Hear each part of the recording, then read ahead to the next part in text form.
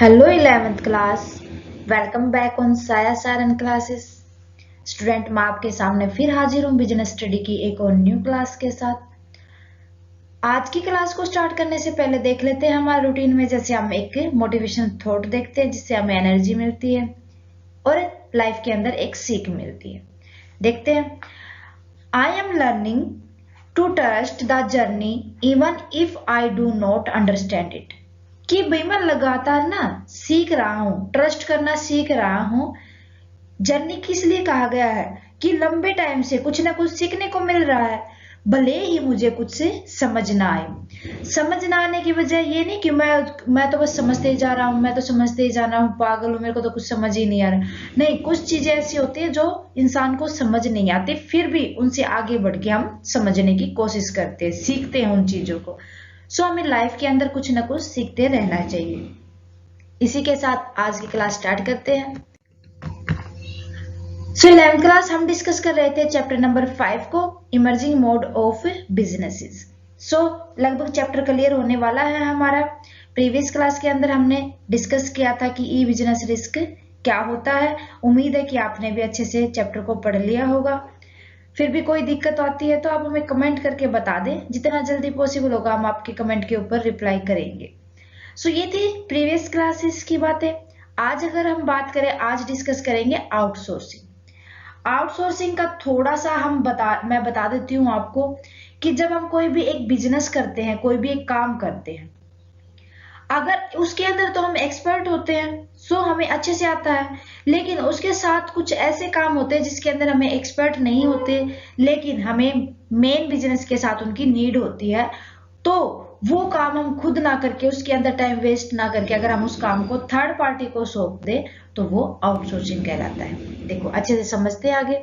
देखो भाई, outsourcing it refers to long-term outsources of non-essential and more recently key function to captive or third-party specialists in order to take advantages of their expertise, efficiency and in certain situations investment। इसका मतलब यही है आपके पास कि जो outsourcing होते हैं ना, वो जो नॉन एसेंशियल हमारा बिजनेस होता है उसको अगर हम थर्ड पार्टी को सौंप दे, किसी भी थर्ड पार्टी वो होनी चाहिए जो स्पेशलाइज हो उसमें, तो उसको कहा जाता है, ताकि वो एक्सपर्टाइज को भी एडवांटेजेस हो और उसका काम अच्छे से एफिशिएंसी हो उसके काम के अंदर, और जो थर्ड पार्टी है उसको भी फायदा हो। तो ये होता है आउटसोर्सिंग। इसके बाद अगर हम बात करें, देखो थोड़ा एग्जाम्पल से समझते हैं। मान लो मेरा काम है कॉस्मेटिक का, कॉस्मेटिक का काम है, तो मैं इसी में स्पेशलाइज हूँ, एक्सपर्टाइज हूँ। अगर मैं इसके अंदर एक्सपर्टाइज हूँ तो मेरे को ये तो है नहीं कि इसकी पैकिंग के लिए हमें कोई भी बॉक्स वगैरह की नीड नहीं होगी, बॉक्स वगैरह की भी नीड होगी। मैंने कॉस्मेटिक की चीजें बना दी, मेरा टाइम मोस्टली इसी में लग जाता है। लेकिन अगर मैं बॉक्सेस वगैरह बनाना स्टार्ट कर दूं या पैकिंग वगैरह करना स्टार्ट कर दूं, तो इसमें मेरा ज्यादा टाइम लगेगा और मेरे को ना पैकिंग की चीजें बनानी आती हैं।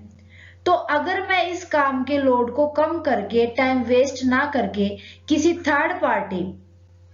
भी थर्ड पार्टी, मान लो कि मेरी फ्रेंड है, वो पैकिंग की चीजें बनाती हैं, पैक करके देती हैं, तो मैं उससे क्या कर लेती हूँ, कांटेक्ट कर लेती हूँ, बताती हूँ भाई देख तेरा ये काम है और मेरा ये काम है, तेरे को भी फायदा हो जाएगा और मेरा भी टाइम बच जाएगा। तो मैं मेरी फ्रेंड है जो, उसको बोल देती हूँ कि तू मेरी पैकिंग का सामान मेरे को दे दिया कर, पैक करके दे दिया कर। तो मेरा तो काम ये था, जो मैंने ये काम किसको सौंपा, बॉक्सेस बनाने की या जो पैकिंग करने की, जो मेरी फ्रेंड थी उसको सौंपा, तो ये कहलाता है आउटसोर्सिंग। जब हम अपने काम को नॉन असेंशियल काम को थर्ड पार्टी को सौंप देते हैं तो उसको क्या कहा जाता है, आउटसोर्सिंग कहा जाता है। क्लियर है? चले आगे। अब बात करते हैं फीचर्स क्या क्या होती है। फीचर्स की फर्स्ट की बात करूं, एक्टिविटीज दैट आर इंटरचेंजेबल और फंगिएबल। अब ये बात की है कि आपसे जो इंटरचेंजेबल और फंगिएबल है, फंगिएबल का मतलब ये होता है यहाँ पर रिप्लेस करना। अगर मैं इसके अंदर क्या होती है, एक्टिविटी कुछ ऐसे की जाती है जो one party to another party change की जाती है, रिप्लेस की जाती है, कि भाई मैं जो ये काम कर रहा हूं इसको तो इसी के ऊपर मैं फोकस करूंगा, जो मेरा जिसके अंदर मैं एक्सपर्ट नहीं हूं, नॉन कोर है जो काम, मैं उसको किसी थर्ड पार्टी को रिप्लेस कर देता हूं। क्लियर है?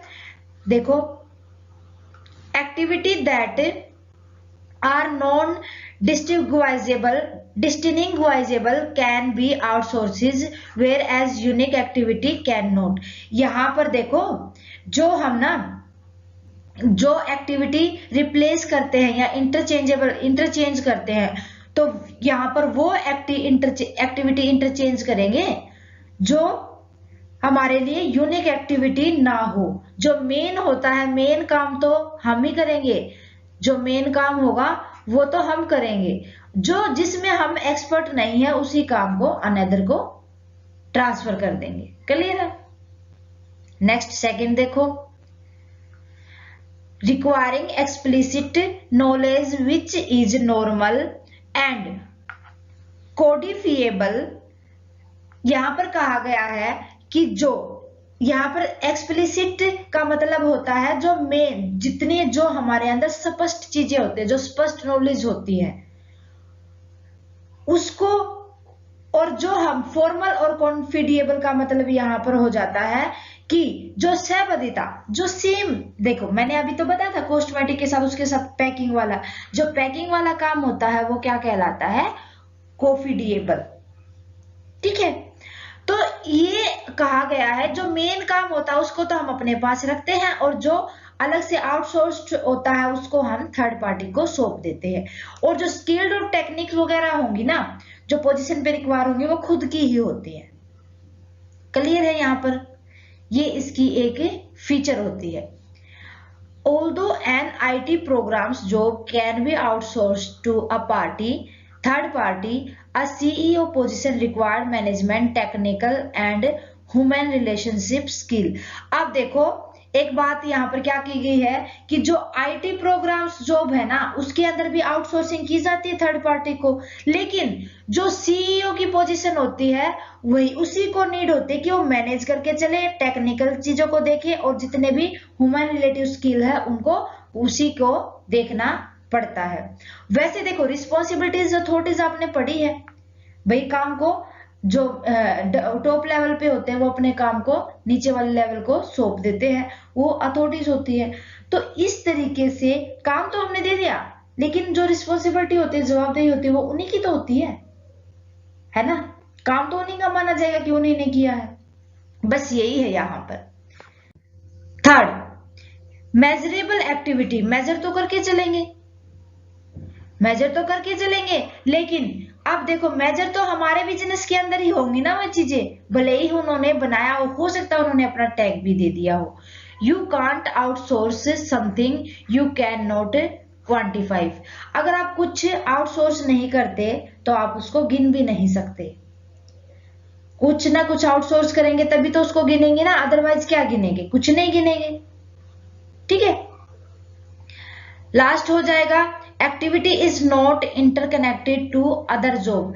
अब देखो क्या कहा गया है, not interconnected to other job. अरे दूसरे काम से कैसे इंटरकनेक्ट कर पाएंगे वहां पर, क्योंकि जो काम था वो तो उसी से तो रिलेटेड था। ये थोड़ी ना होगा कि काम वो अलग होगा ये अलग होगा जो हमने आउटसोर्स किया है, नहीं, वो यहाँ पर इंटरकनेक्टेड नहीं होते, काम अलग अलग होगा। ये थोड़ी ना कि जो कॉस्मेटिक का सामान बना था उसमें भी ये हेल्प कर देगा ना, ये अपना अलग से करेंगे, ये अपना पैकिंग का अलग से करेंगे, वो इंटरकनेक्ट नहीं करते अदर जॉब के साथ।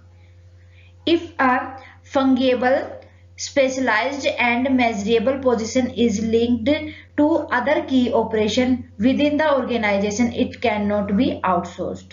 अगर वो एक दूसरे से लिंक्ड नहीं होंगे, लिंक होंगे तो ही क्या कर सकते हैं, उनको हम काम कह सकते हैं, अदरवाइज उनको हम आउटसोर्स्ड के अंदर नहीं काउंट करेंगे।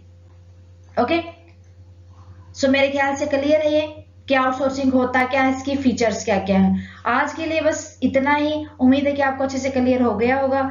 नेक्स्ट क्लास के अंदर हम डिस्कस करेंगे आउटसोर्सिंग की नीड क्यों हुई हमें इन सब को।